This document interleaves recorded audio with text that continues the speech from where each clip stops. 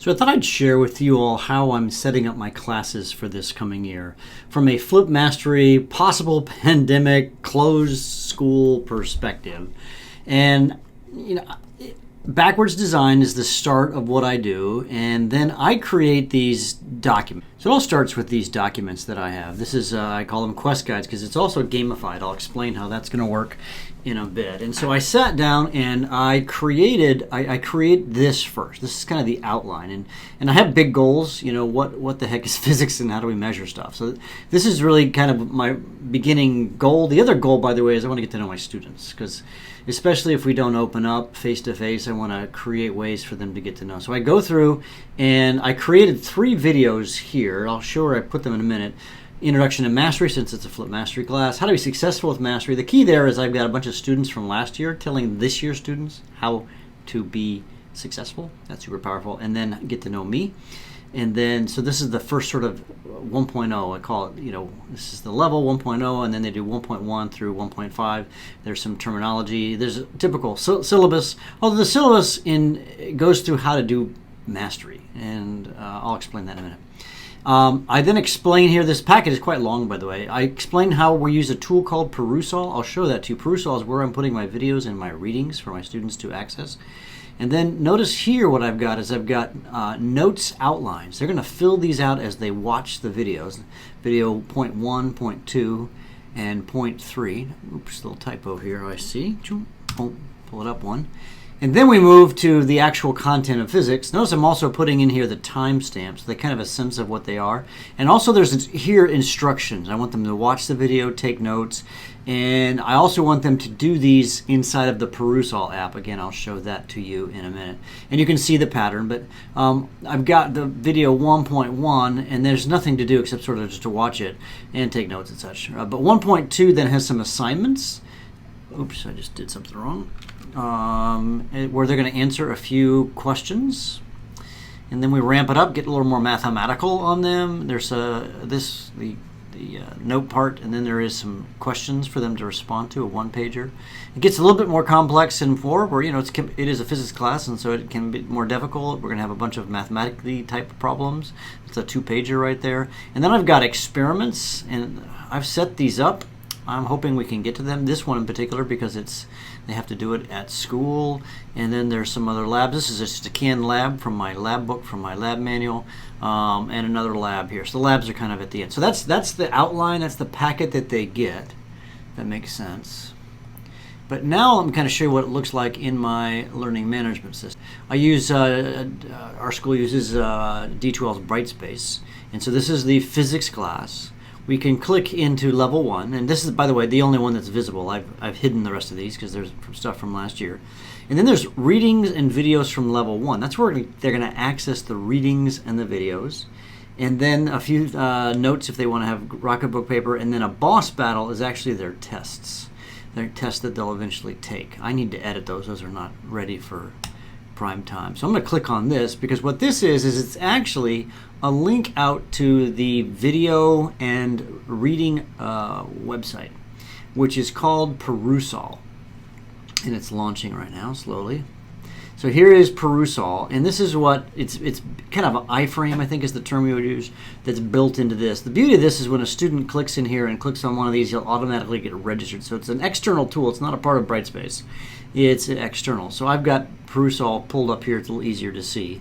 And what I've got, let me just quick note, and I'm going to go fast. I know that I've got both the physics textbooks, so students will be getting their physics textbooks. They can read their textbook here. So I can click on the textbook, I can open it.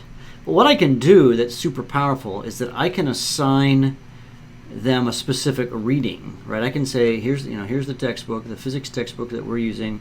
I can take a look at, chapter 11. Obviously, we're going to start at chapter 1. And I click plus, and I can go to section 11.4, center of mass, etc. So I can read the textbook, right? But that's not as important as what I think you really want to see, and that is to see, how do I get back? I go here.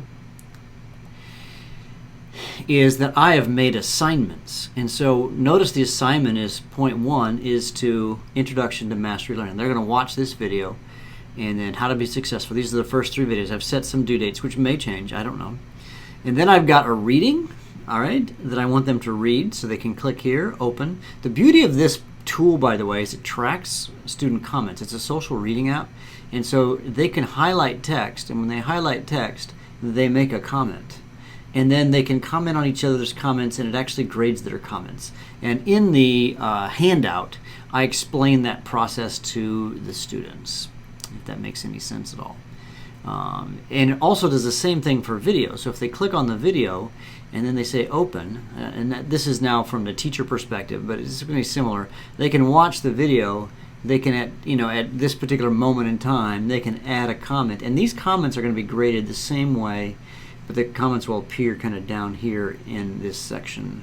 And I'm really looking forward to using Perusall. I think it's going to be it's a game changer. And the plan, by the way, if we go back to Word where I had this, I don't assign the reading quite that fast. I just did it on section 1.5.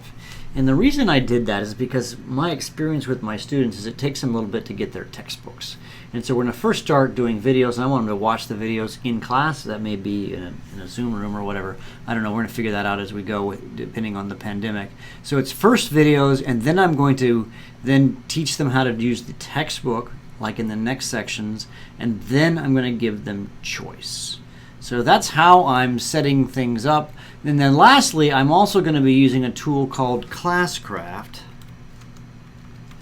And with Classcraft, they're going to, I'm going to use this for sort of behavior management. That sounds almost wrong. It's not really behavior management, but behavior rewards. And so, one thing that we know is that some kids are motivated by these sort of external and extrinsic things. Not all of them are. And I have some misgivings, but I have, say, this physics class, the one we're talking about, and I haven't got it all completely set up. Students are going to join the particular class, and then when they do that, what they're going to do is, if like a whole group of them watch a flip video before they're supposed to, or on time, and they'll be in teams, like guilds, then they'll get extra points, and those points can be used in the game. And also just not good. They show up on time, prepared, all these kinds of things. I've got a series of things that I've gotten from another teacher, which I haven't completely explored yet. So we're gamifying, if you will, the flipped mastery classroom. And yeah, and one of the things I've got to do is I've got this getting to know you video. Oh, let me show that to you. I have a video, which I think you call it point 3, this is getting to know Mr. Bergmann, but part of that is also an assignment, a video and a short essay assignment. I got this, by the way, from Dan Jones, who's awesome. And part 1, create an outline, and part 1, create a video. I want them to create a video that kind of goes through the following 3 things or categories, and the one that they'll watch of me and is similar, has the same process, and they're going to write a short essay, just 50 to 100 words, to kind of explain what's going on in their life. And because I want to build this community with the students, regardless of what kind of a context we're going to have.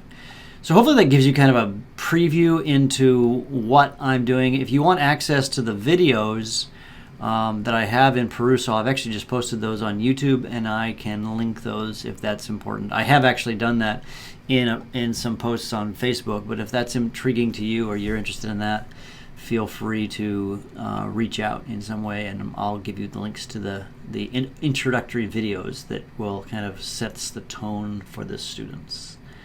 That's it.